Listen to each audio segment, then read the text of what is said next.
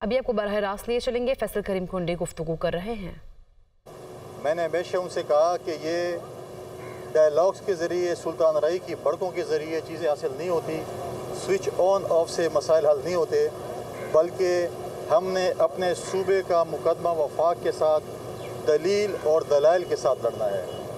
और वो बात मानते हुए जब SIFC की मीटिंग के बाद उन्होंने मोहसिन नकवी साहब के साथ और अवैस लगारी के साथ मीटिंग की, मैं मशकूर हूँ मोहसिन नकवी साहब का, जिसने इसके अंदर एक मीडिएटर का किरदार अदा किया, और फिर वफाकी हुकूमत का, जिन्होंने हमारे दलील और दलाइल को सुना और कुछ लोड शेडिंग का जो है दौरानिया कम किया। अब और भी उस पर मेरी वज़ीर-ए-आज़म साहब से बात हुई कि हमें कुछ टाइम दिया जाए और इससे भी कम लोड शेडिंग हो, क्योंकि गर्मी आने वाली है, और हम इंशाअल्लाह ताला बैठकर आपकी जो वफाक के और एनर्जी मिनिस्ट्री के जो ग्रीवेंसेस हैं उनको इंशाअल्लाह ताला जो है हम जो है वो दूर करेंगे। साथ साथ जो है बहुत से और इश्यूज़ भी थे, फाटा और पाटा के टैक्सेस के इशू, उसके ऊपर भी मेरी बड़ी तफसीली तबादला ख्याल हुआ। मैं ख़ुद मालाकांड गया था, वहाँ पे जो है मैंने वहाँ के बिज़नेस कम्युनिटी से, वहाँ की सियासी जमातों से हमारी डायलॉग्स हुए। अब मुझे भी कई डेलीगेशंस वहाँ के मिले और उनका जो मुकदमा था वो आज मैंने वज़ीर-ए-आज़म साहब के सामने रखा कि फाटा और पाटा के टैक्सेस का जो इशू है इसके ऊपर वफाकी हुकूमत को संजीदगी से गौर करना चाहिए, और ये जो इस वक्त जो है वो लोग इस चीज़ के मुतामिल नहीं हो सकते, उस पर भी वज़ीर-ए-आज़म साहब ने मुझे यकीन दहानी कराई है, और इंशाअल्लाह ताला उनके जो ग्रीवेंसेस है फाटा और पाटा के लोगों को, उसको भी जो है इंशाअल्लाह ताला एड्रेस किया जाएगा। उसके साथ साथ हमारे यूनिवर्सिटी 34 यूनिवर्सिटियाँ खैबर पख्तूनख्वा में हैं, जिसमें 26 यूनिवर्सिटियों के वाइस चांसलर इस वक्त मौजूद नहीं। ये हमारी एजुकेशन एमरजेंसी का हाल है। और पिछले साल सूबाई हुकूमत ने 3 अरब रुपए के लगभग रखे थे यूनिवर्सिटियों के लिए, जिसमें से 1 रुपये भी रिलीज़ नहीं हुआ।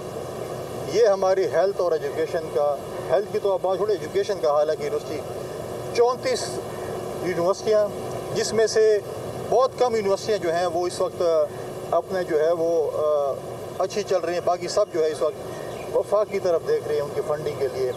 उस पर भी मेरी वज़ीर-ए-आज़म साहब से जो है बातचीत हुई। नेट हाइडल प्रॉफिट पे भी जो है बातचीत हुई, उसके ऊपर भी जो है हमारे जो है हम अपना एक केस जो है बनाएंगे और वफाक के सामने पेश करेंगे। इस तरीके से फॉर्मर फाटा मर्ज ज़िलों के साथ जो वादा किया गया था वफाक से 100 अरब रुपए का, उसका अब वो जो अगर उसका पॉलिसी को देखा जाए तो इस वक्त वो 200 से 250 अरब रुपए बनते हैं। उसकी भी मैंने वज़ीर-ए-आज़म साहब से बात की। साथ साथ हमारा जो है जो दीर मोटरवे है, माजी में एक मोटरवे बनने जा रही थी जो कि दीर से होते हुए चतराल जाती, वो जो है बिल्कुल सरदखाने में डाल दी गई थी माजी हुकूमतों में, तो उसके ऊपर भी बातचीत हुई है। दीर मोटरवे भी जो है इंशाअल्लाह ताला उसके भी हम NHA के साथ बातचीत करके उसको भी इंशाअल्लाह जो है वो करेंगे। सबसे इम्पोर्टेंट चीज़ जो है वो हमारे सरकारी मुलाजमीन की तनख्वाहों का है। हमारी ये डिमांड मैंने रखी वज़ीर-ए-आज़म साहब से कि 25% तनख्वाहें सरकारी मुलाजमीन की बढ़ाई जाए, और इंशाअल्लाह ताला उन्होंने इस ज़िम्मन में भी यकीन दहानी कराई है कि इसको देखेंगे, और इंशाअल्लाह ताला हमारी ये डिमांड है कि 25% सरकारी मुलाजमीन की तनख्वाहें बढ़ाई जाए। साथ साथ मैं सूबाई हुकूमत से भी कहूँगा कि आप भी जितनी कम मोहम्मद इसाक डार और आज़रबाईजान के वज़ीर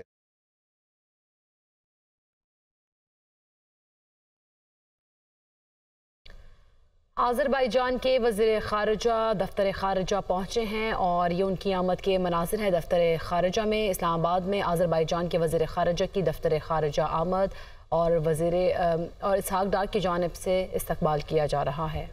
ये मनासिर आप दुनिया न्यूज़ पर मुलाहिज़ा फरमा सकते हैं। इस्लामाबाद में आज़रबाईजान के वज़ीर ख़ारिजा दफ्तर ख़ारिजा पहुँचे हैं और इसहाक डार नायब वज़ीर आज़म उनके हमरा भी मौजूद हैं, आप ये देख सकते हैं।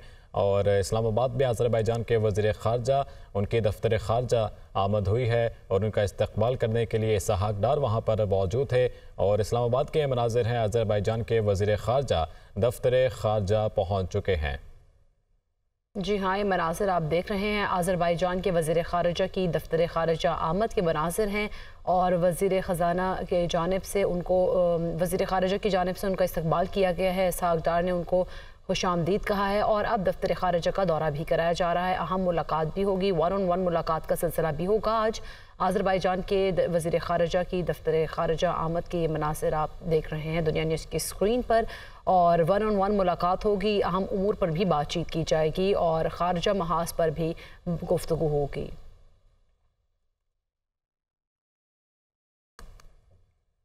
आगे बढ़ते हुए आपको बताएं कि नैब तरामीम का कलअदम करार देने के खिलाफ हुकूमती अपीलों पर समात आज होगी। चीफ जस्टिस काजी फैज़ ईसा की सरबराही में 5 रुकनी लार्जर बेंच समात करेगा। Justice Aminuddin, justice Jamal Mandokhel, justice Athar Minallah और जस्टिस हसन अजहर रिजवी बेंच का हिस्सा होंगे। सुप्रीम कोर्ट ने बानी पीटीआई को वीडियो लिंक के जरिए पेश करने की हिदायत कर रखी है। सुप्रीम कोर्ट के 3 रुकनी बेंच ने नैब तरामीम को बानी पीटीआई की दरख्वास्त पर कलअदम करार दिया था। 3 रुकनी बेंच के फैसले के खिलाफ वफाकी हुकूमत ने इंट्रा कोर्ट अपीलें दायर कर रखी हैं। इसी पर बात करेंगे। हसीब मलिक हमारे साथ मौजूद हैं। जी हसीब मलिक, आगाह कीजिएगा। देखिए, ये नैब तरामीम को कलअदम करार देने के खिलाफ हुकूमती अपीलें हैं जिसके ऊपर आज समाअत होने जा रही है। Chief justice of Pakistan justice Qazi Faez Isa की सरबराही में 5 रुकनी ये लार्जर बेंच है जो कि इस दिन 11:30 बजे इसका समाअत का आगाज़ करेगा। बेंच के हवाले से अगर बात की जाए तो बेंच में justice Aminuddin, justice Jamal Khan Mandokhel, justice Athar Minallah और जस्टिस हसन अजहर रिजवी बेंच में शामिल होंगे। गुज़िश्ता समाअत के हवाले से बात की जाए तो गुज़िश्ता समाअत पर हुकूमती जो वकील थे मखदूम अली खान, उनकी जानिब से दलाइल का आगाज़ किया गया था और आज भी वो अपने दलाइल का सिलसिला जारी रखेंगे। जब समाअत का आगाज़ होगा तो मखदूम अली खान ही जो है दलाइल का आगाज़ करेंगे, जबकि गुज़िश्ता समाअत के हुक्मनामा जब लिखवाया गया था तो अदालत ने चेयरमैन बानी पीटीआई जो थे उनको वीडियो लिंक के ज़रिए ही पेश करने का हुक्म भी दिया था और इसके साथ साथ जो बानी पीटीआई हैं उनकी तरफ से एक दरख्वास्त भी दायर की गई है सुप्रीम कोर्ट के अंदर कि वो ज़ाती हैसियत में पेश होना चाहते हैं। और इसी तरह केपी हुकूमत की तरफ से भी एक दरख्वास्त दायर की गई थी जिसके अंदर बेसिकली इस्तदा की गई थी कि जो ट्रांसमिशन है, जो समाअत है, उसको लाइव जो है उसको लाइव दिखाया जाए, जिसके ऊपर उनकी तरफ से ये दरख्वास्त दायर की गई थी। तो उम्मीद है कि आज उसने इन दरख्वास्तों के ऊपर भी जो है मामला जो है टेकअप होगा। इसके साथ साथ जो बानी पीटीआई हैं वो वीडियो लिंक के ज़रिए आज भी पेश होंगे और जो हुकूमती वकील हैं उनकी तरफ से दलाइल का सिलसिला जो है वो जारी रहेगा। जो नैब तरामीम थी उनको उनके खिलाफ बानी पीटीआई की जानिब से सुप्रीम कोर्ट से रुजू किया गया था जिसके ऊपर 3 रुकनी बेंच था जिसने नैब तरामीम को कलअदम करार दिया था और उन जो नैब तरामीम को कलअदम करार दिया गया था उसके खिलाफ हुकूमत की तरफ से मुतफर्रिक दरखास्तें अपीलें दायर की गई थी जिसके ऊपर बहुत शुक्रिया हसीब मलिक, आप हमें आगाह कर रहे थे।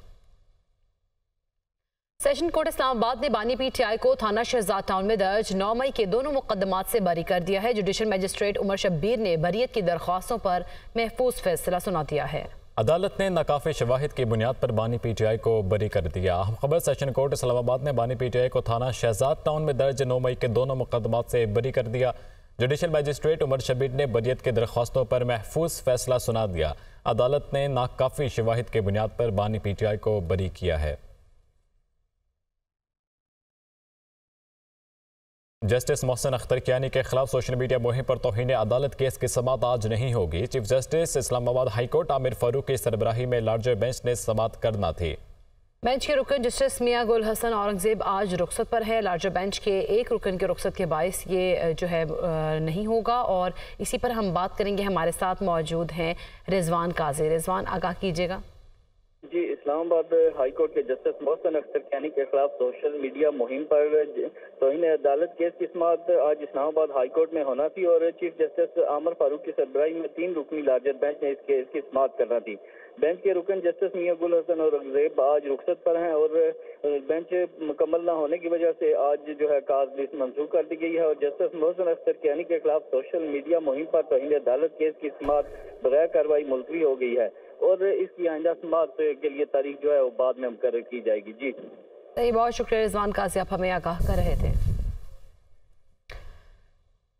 इलेक्शन कमीशन ने आज ही कॉज लिस्ट मंसूख कर दी है। इलेक्शन कमीशन में आपको बताएं कि तहरीक इंसाफ के इंट्रा पार्टी इंतखाबात की समाअत होना थी और इसके साथ साथ इलेक्शन कमीशन की जानिब से कहा गया है कि पीटीआई इंट्रा पार्टी इंतखाबात केस की आइंदा तारीख से मुतालिक बाद में आगाह किया जाएगा।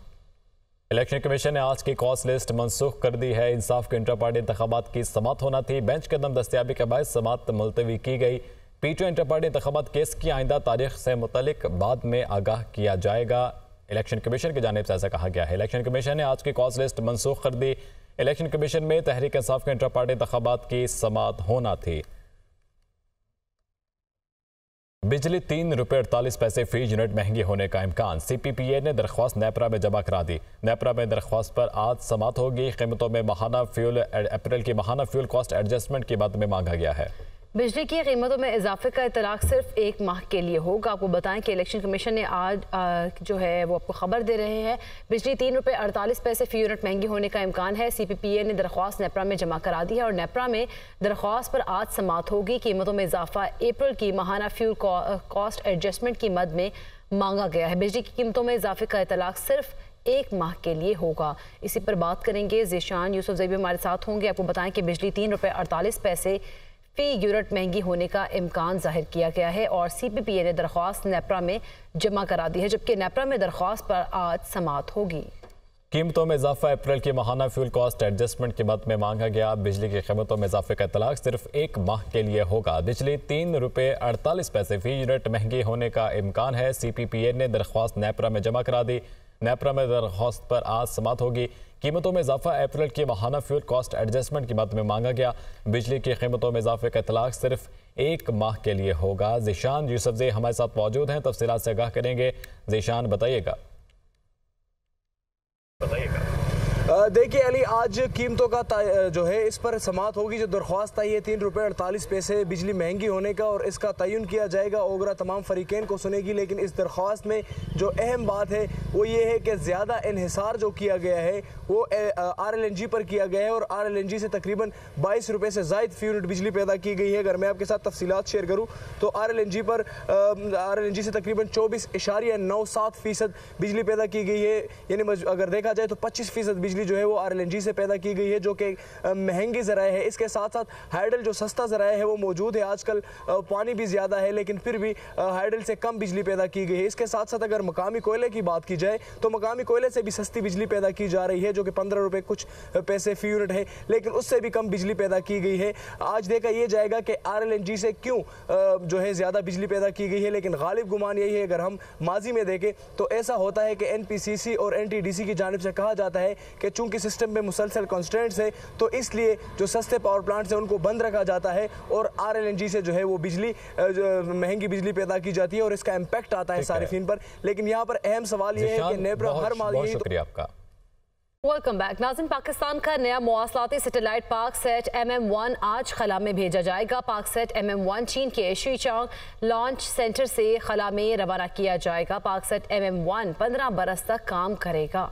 इस हवाले से क्या इंतजामात किए गए हैं और पाकसेट 1 से क्या फ़वाइद हासिल होंगे, नुमाइंदा दुनिया न्यूज़ हरीम जदून बताएंगी। जी हरीम। जी देखिए, iCube कमर के बाद पाकिस्तान की एक बड़ी कामयाबी ये है कि पाकसेट 1 MM1 सैटेलाइट जो है आज खला में भेजा जाएगा।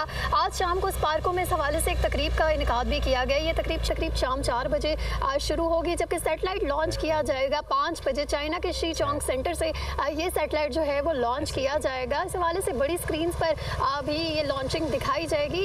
ये जो MM1 सैटेलाइट है ये 15 साल तक काम करेगा और ये अगस्त के महीने में इस पर काम होना शुरू हो जाएगा, प्रोसेसिंग आना शुरू हो जाएगी। और इसके अलावा इस सैटेलाइट का जो मकसद है वो ये कि कम्युनिकेशन को बेहतर बनाना और पाकिस्तान के अंदर दूर के जो इलाके हैं उनके अंदर इंटरनेट की फराहमी को आसान बनाएगा। और जब हमारी स्पार्को के ऑफिशियल से बात हुई तो उन्होंने ये बताया कि हमारे पहले से 4 सैटेलाइट जो है वो खला के अंदर मौजूद है, जिनमें 2 कम्युनिकेशन सैटेलाइट्स ऑलरेडी खला के अंदर मौजूद हैं। तो पाकिस्तान तेज़ी से साइंस एंड टेक्नोलॉजी की दौड़ में आगे बढ़ रहा है और ये जो सैटेलाइट है ये 5 बजे आज रवाना हो जाएगा चीन के शीचोंग सेंटर से और इस हवाले से बड़ी स्क्रीन पर ये लॉन्चिंग भी दिखाई जाएगी आज। जी ठीक है हरीम, बहुत शुक्रिया आपका।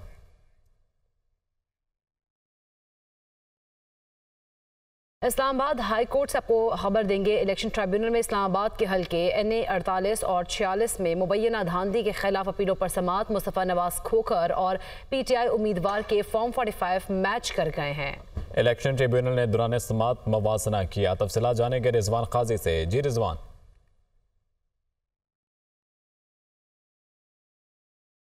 रिजवान काजी, आप हमें सुन पा रहे हैं, तफसीलात से आगाह कीजिएगा। रिजवान से रब्ता बहाल करने की कोशिश करेंगे। इलेक्शन ट्रिब्यूनल में इस्लामाबाद के हल्के NA 48 और 46 में मुबैना धांधली के खिलाफ अपीलों पर समाअत। मुस्तफ़ा नवाज खोकर और PTI उम्मीदवार के फॉर्म 45 मैच कर गए। इलेक्शन ट्रिब्यूनल ने दौरान समाअत मवाजना किया।